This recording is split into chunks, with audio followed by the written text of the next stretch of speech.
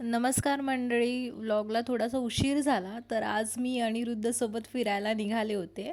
आणि अनिरुद्धला काय जास्त फिरायला आवडत नाही. आमचं अपोजिट अट्रॅक्शन आहे. म्हणजे त्याला एवढं एक्सप्लोअर नाही करायला आवडत जितकं मला आवडतं. तर आमची त्या दिवशी एंगेजमेंट ॲनिव्हर्सरी पण होती. तर अनिरुद्ध मला बोलला, चल मी तुला आहे ना वर्ल्ड्स बिగ్గेस्ट मॉलमध्ये फिरायला घेऊन जातो. एक्झाम्पल आपलं नेक्सस मॉल सीवूडचं. तर मी तर खूप फिरले होते आपल्या मुंबईमध्ये. मी म्हटलं, तू मुंबईच्या मुलीला काय फिरवतो मॉलमध्ये, मला कंटाळा येतो.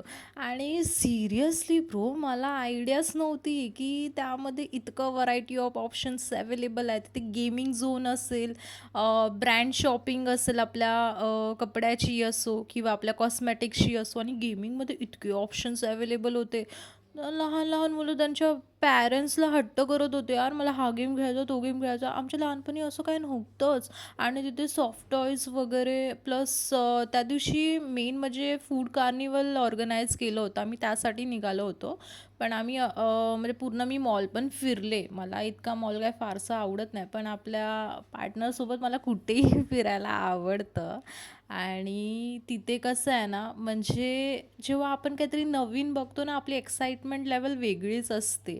आणि अनिरुद्ध आणि मी पूर्ण असं वेगळे आहोत, वेगळे प्राणी आहोत. मला फिरायला आवडतं आणि त्याला घरी राहायला जास्त आवडतं, जेवण वगैरे बनवायला. त्याला कुकिंग खूप आवडते आणि मला फारशी कुकिंग आवडत नाही. त्यामुळे आम्ही बाहेर पण निघालो, बाहेर खायला गेलो ॲनिव्हर्सरी असल्यामुळे. आणि आम्ही ॲट लास्ट आलो फूड कार्निवलमध्ये. मला वाटलं नव्हतं एवढ्या लोकांची गर्दी असेल, पण खूप लोकांनी तिथे हजेरी लावली होती. आणि तिथे डिफरंट डिफरंट स्टॉल्स होते. आणि आर्किटेक्ट म्हणून तिथे आपलं पोर्ट्रेट पण काढत होते एक कार्टून झोनमध्ये. ते मी नंतर दाखवेलच. तर आता मी स्टॉल्स एक्सप्लोअर करत होते. ॲक्च्युली मी मॉलमध्ये खूप काही खाल्लं होतं, बर्गर किंगमध्ये किंवा टॅको बेलमध्ये. तर खूप काही खाल्लं होतं मी. तर इथे पण थोडंसं मी अनिरुद्धला बोलत होते, प्लीज यार मला काहीतरी चार ना. अनिरुद्ध बोला, तू आजारी पडशील, शांत बस. तर मी कॉफी इथे प्यायले. तर हां, म्हणजे जिथे हे स्टॉलमध्ये ऑप्शन होते ना, सेम ॲज इट इज आपलं मॉल्समध्ये पण होते तेच. तर मला इतकं काय नवीन नाही वाटलं, पण लोकं ट्राय करत होते. आणि प्लस इथे आहे ना, एक ऑर्केस्ट्रा पण अरेंज केला होता. एक न्यू स्टार म्हणजे न्यू सिंगर होता. मी बघितलं नव्हतं यांना कधी. बट त्यांचा एक व्हॉईस पण खूप चांगला होता. खूप लोकांनी चांगला प्रतिसाद दिला. कलेला नेहमी प्रतिसाद दिला पाहिजे, हे माझं म्हणणं आहे. त्यानंतर आम्ही ना ॲट लास्ट एक लास्ट ऑप्शन, खूप वेळ झाला होता आणि घरी पण जायचं असतं. तर तिथे हे एक आर्टिस्ट आहेत.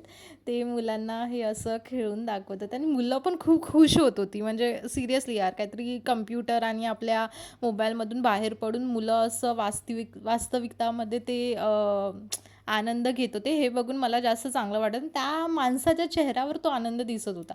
मग लाईनमध्ये उभं राहून राहून यार मी तर कंटाळले. मी अनिरुद्धला विचारलं, तू कसं कंटाळत नाही? बोलतो, मी 2 तास ट्रॅव्हल करतो रोज.